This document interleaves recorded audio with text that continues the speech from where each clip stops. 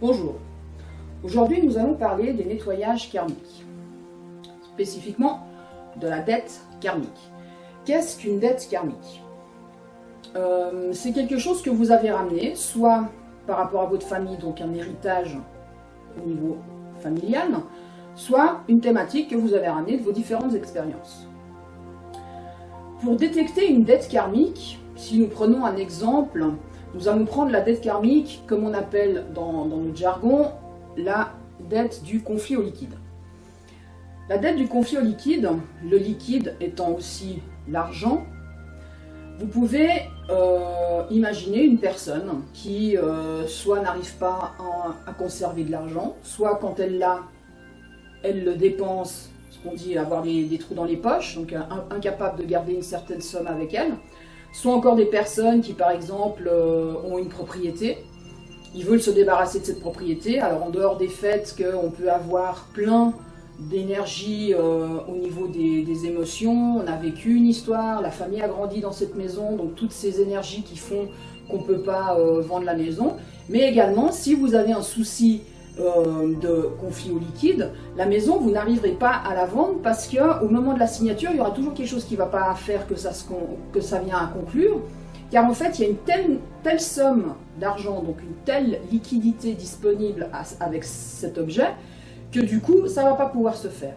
Le conflit au liquide peut être aussi quelqu'un qui a un problème avec la boisson, avec l'alcool. Les deux, évidemment, peuvent aussi être de pair. Hein. On peut avoir un problème d'alcool et avoir un problème de finance. Ça va aussi ensemble. Là, on peut se dire que le conflit au liquide est bien présent. Donc, un problème d'alcool. Et du coup, tout ce qui est liquide également. Donc, on peut aussi avoir au niveau physique des problèmes de rétention d'eau. Si vous avez tout essayé et puis que vous voyez que la rétention d'eau ne va pas, puis que d'un seul coup vous vous rendez compte qu'effectivement il y a peut-être un petit souci d'argent, vous vivotez, vous n'arrivez pas forcément à conclure des choses importantes ou à faire que vous arrivez à avoir des économies, vous pouvez supposer qu'il y a un conflit au liquide à quelque part. Des dettes karmiques, il y en a tout plein sur tous les sujets. Je peux vous donner encore un autre exemple, la dette karmique du clan familial, interdiction de sortir du clan familial.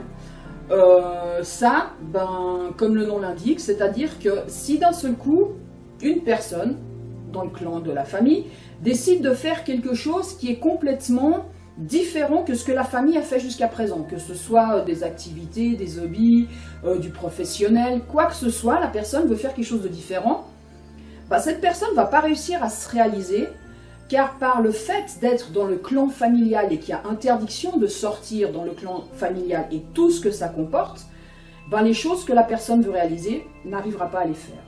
Donc qu'est-ce qu'il faut comprendre avec ces dettes karmiques qui peuvent à différents sujets? De nouveau, nous avons des cloisonnements et des limitations. Donc en nettoyant vos dettes karmiques, vous allez pouvoir de nouveau retrouver une liberté, arriver peut-être à accomplir des projets que vous n'arriviez pas à accomplir, peut-être enfin réussir à faire des économies ou enfin réussir à vendre quelque chose que vous vouliez vendre, si on enlève aussi tout le côté émotionnel qu'il y a avec l'objet en question. Et là, vous vous rendez compte qu'une fois de plus, on peut enlever une couche de quelque chose qui nous empêche d'être nous-mêmes. Donc en nettoyant vos dettes karmiques, vous approchez encore un peu plus le but d'aller vers vous, le but de vous réaliser, d'être qui vous êtes vraiment.